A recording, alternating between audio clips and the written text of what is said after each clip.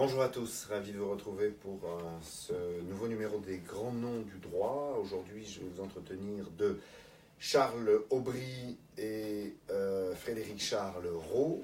Charles Aubry, 1803-1883, et Frédéric Charles Rau, 1803-1877, célèbres pour leur fameux cours de droit civil français publié à Strasbourg chez Lagier en 1839 pour la première édition et qui donnera lieu à 4 éditions au total. Aubry et Rau, comme on le sait, sont liés par une forte amitié.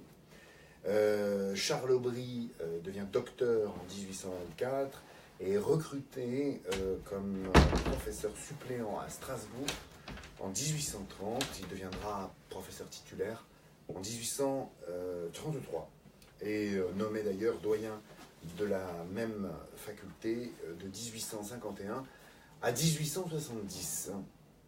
Enfin, il entre à la Cour de cassation entre 1872 et 1878.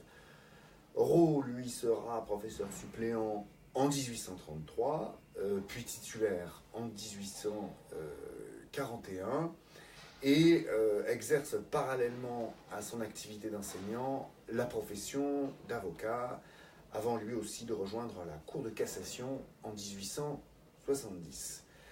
Voilà pour les éléments biographiques. Aubry et Rau consacrent à peu près toute leur activité d'auteur à la rédaction de leur célèbre cours de droit civil français. Le point de départ est le fameux Handbuch des französischen Zivilrechts de Zacarier, qui est professeur à Heidelberg, un des premiers en Allemagne à analyser dès 1808 le code Napoléon, introduit alors à ce moment-là en Rhénanie.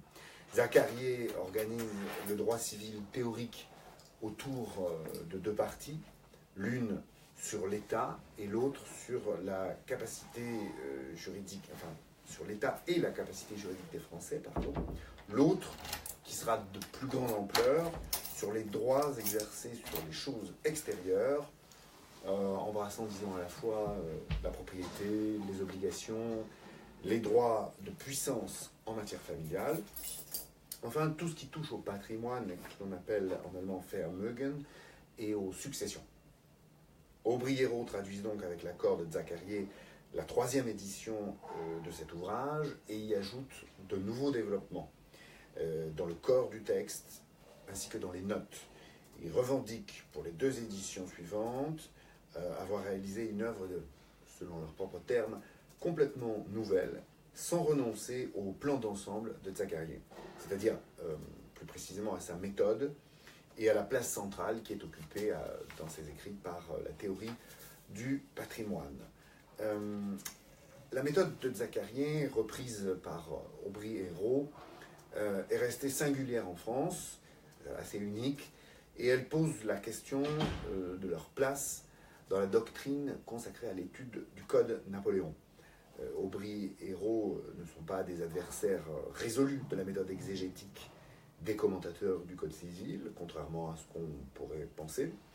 Ils affirment leur respect de la volonté du législateur et leur conviction en une quasi-complétude du Code civil.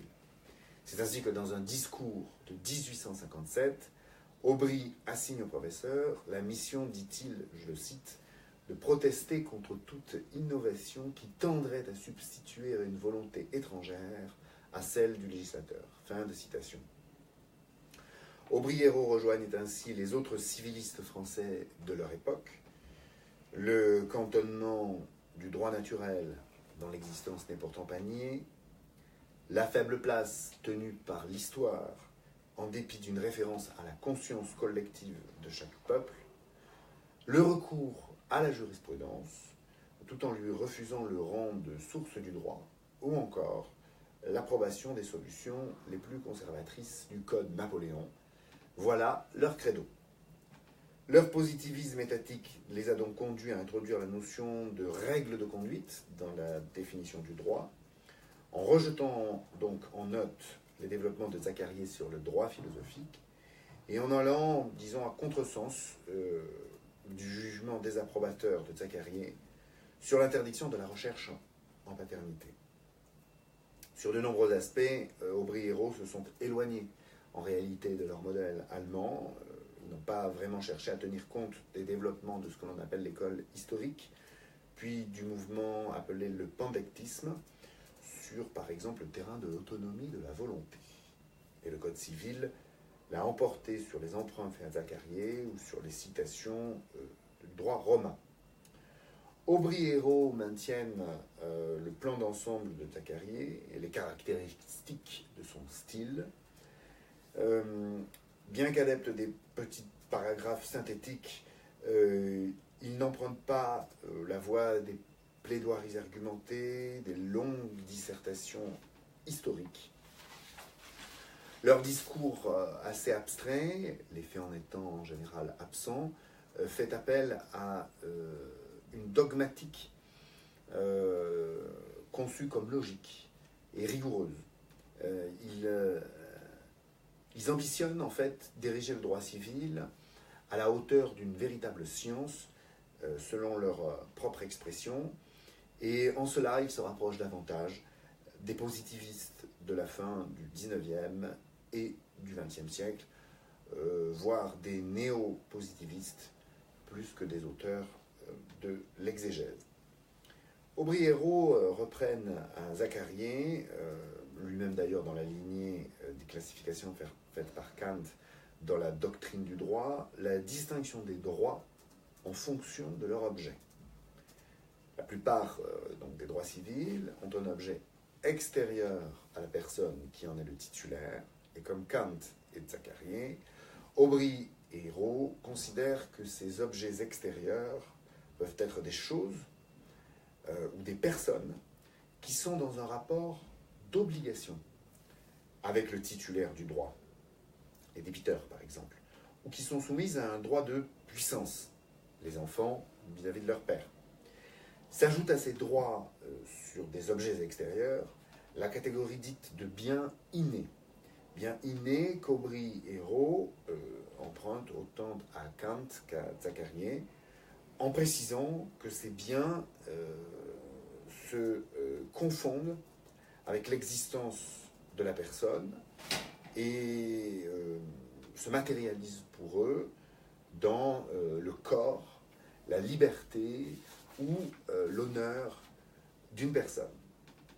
La notion de patrimoine, enfin, est présentée une première fois dans le prolongement de ces développements sur les objets des droits civils. Aubry et Hérault vont eux encore plus loin que Zacarié dans la définition, en écrivant, et je les cite, « Le patrimoine est une universalité de droit, en ce sens que les biens forment, en vertu de l'unité même de la personne à laquelle ils appartiennent, un ensemble juridique. » Fin de citation. Ils reprennent donc les caractères donnés par Zacarié au patrimoine en tant que pure abstraction. Pure abstraction que l'on dit liée à la personnalité même de l'homme, constituée donc de biens et non d'objets extérieurs.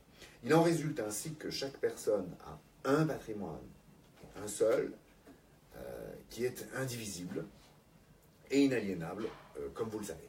Ces caractères du patrimoine permettent, avec les réaménagements excluant les biens innés, d'expliquer le droit de gage général des créanciers et la transmission de la succession à l'héritier en se rattachant aux articles du Code civil, alors même qu'ils ignorent ce terme de patrimoine.